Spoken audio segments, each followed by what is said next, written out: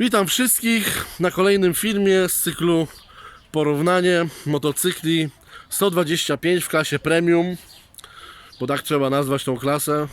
Chyba trzy takie modele, no ponownie tak jak obiecałem, udało mi się sprowadzić dzięki uprzejmości kolegów Shadowkę, która już wcześniej była, nadal jest Yamaha Virago, ale dzisiaj doszedł też do nas Suzuki Intruder 125, pięknie utrzymany, z 2001 roku. I tak jak wiele głosów, o które prosiliście, się pojawiało, i żeby je postawić koło siebie, zobaczyć. No i dzisiaj z tą różnicą, że się przygotowałem i udało mi się namówić jednego z kolegów, który na te wszystkie motocykle wsiądzie. Kolega jest rosły, duży, wysoki, więc też będzie to fajne, żebyście mogli zobaczyć, jak taki rosły rider wygląda na tych maszynach.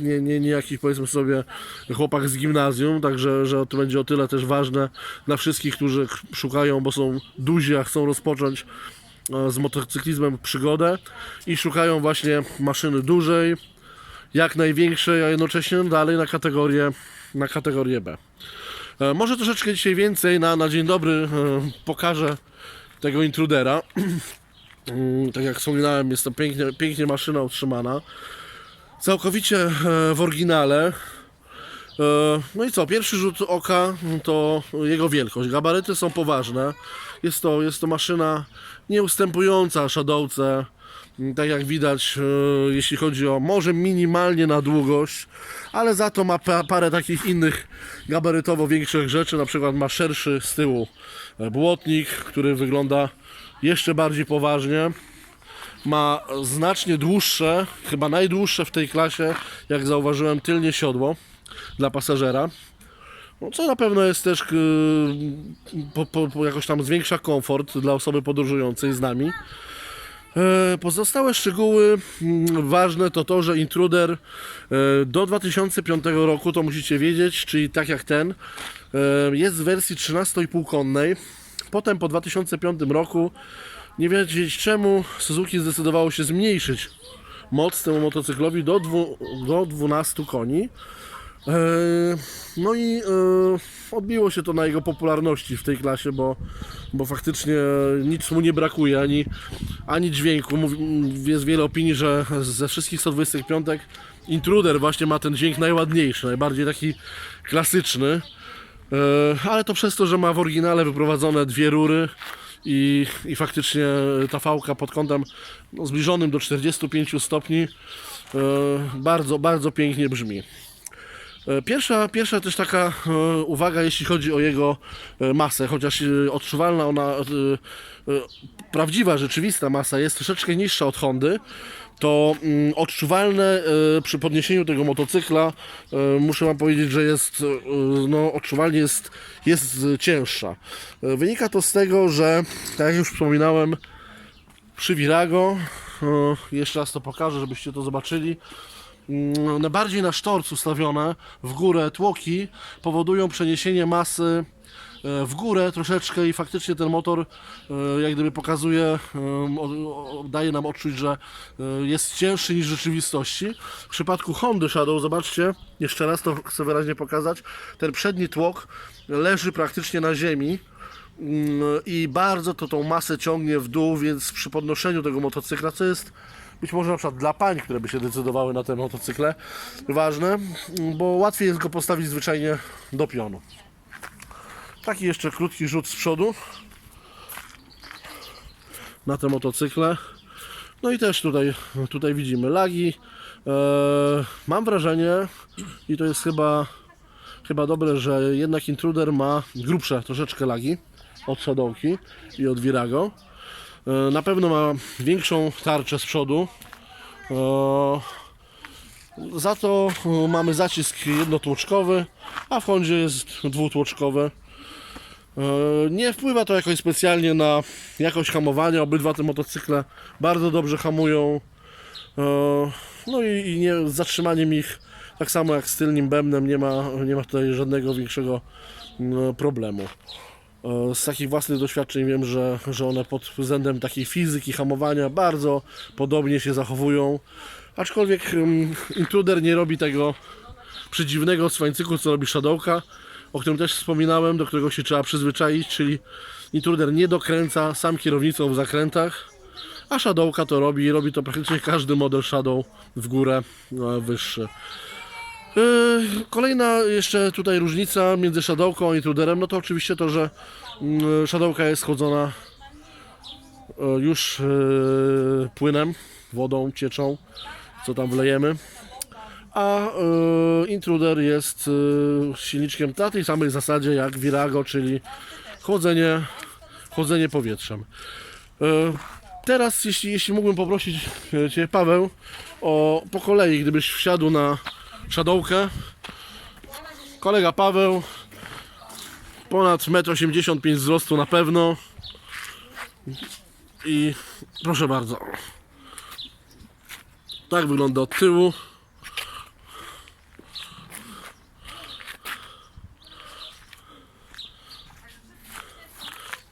Tak to wygląda z boku. Gdybyś mógł, Paweł, położyć nogę na stópce, iść sobie tak na biegi, żeby mógł pokazać. Kierowca tego wzrostu, koledzy mówią, zresztą ja też potwierdzam, że jest to pozycja wygodna, do długich tras nie ma żadnego problemu. Wiem, że kolega też jeździ z małżonką i prędkość maksymalna, którą z żoną się udało uzyskać, to było około 110 km na godzinę, to jest potwierdzone. Ok. Teraz usiądziemy sobie na Intrudzie. Jeśli chodzi o Intrudera i tą słynną jego prędkość maksymalną, to tutaj temat jest, czytałem, dosyć ciężki, ponieważ Intrudery głównie z Niemiec są blokowane i to nie wszystkie, albo nawet w większości, z tego co słyszałem, jednak nie na module, tylko na gaźnikach, na kolektorze dolotowym i na przewężce z filtra powietrza. Natomiast tu jest bardzo wrażliwy gaźnik i bardzo precyzyjnie dobrany, więc tak naprawdę potrzebny jest dobry specjalista, który się na tym zna, żeby zwiększyć prędkość maksymalną z tych standardowych 85-90, które ona uzyskuje, bo wszyscy użytkownicy mówią, że jest jakaś taka zamuła, ona dochodzi do 90 i potem pomimo, że obrotów jeszcze w górę jest sporo wolnych, to ona jak gdyby nie chce tego wykorzystać i na pewno nie jest to kwestią tych 13,5 konia w tym przypadku, które by spokojnie go dalej rozpędziło. A z relacji też wielu użytkowników na forum Intrudera i Suzuki widziałem, że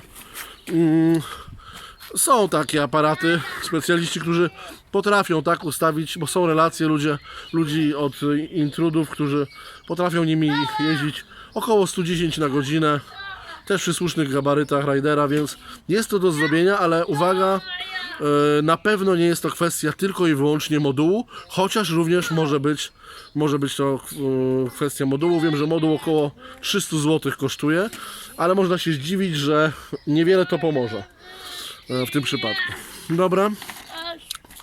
I jeszcze Virago. Tak, synuś. Jak zwykle mój synek przy motocyklach jest. No Virago, zdecydowanie. Syneczku, przepraszam Cię, odejdź kochany, na chwileczkę. To jest ten motocykl, który jest uważany za najmniejszy, bo faktycznie jest najmniejszy. Ja jednak twierdzę, że nie jest to taka różnica mega duża, aczkolwiek nie wiem, jak Ty odczuwasz to, Paweł, jeśli chodzi o, że jesteś przyzwyczajony do Shadowki, ale jest on zdecydowanie wyższy.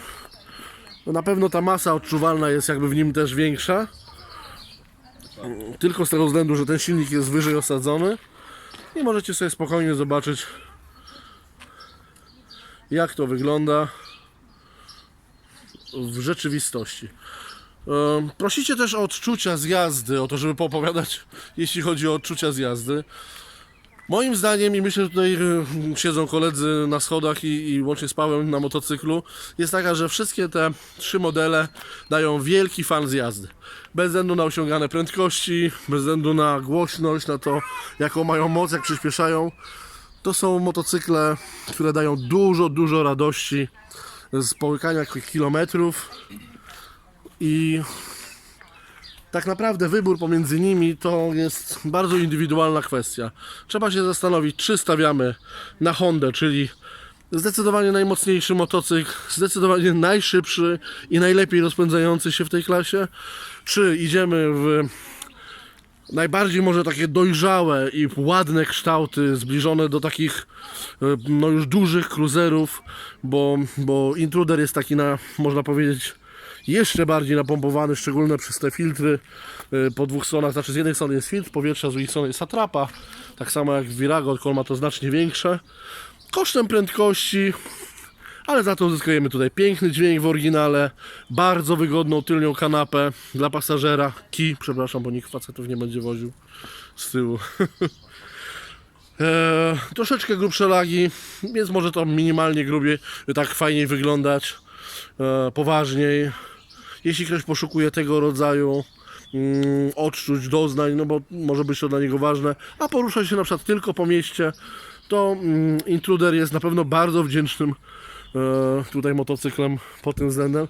No i wspomniano na końcu Virago, która jest taką propozycją pośrodku. Jest mniejsza, ale zdecydowanie bardziej od Intrudera moim zdaniem nadaje się już na trasy. W mieście przez to, że jest węższa, na pewno bardzo łatwo ją opanować pomiędzy samochodami.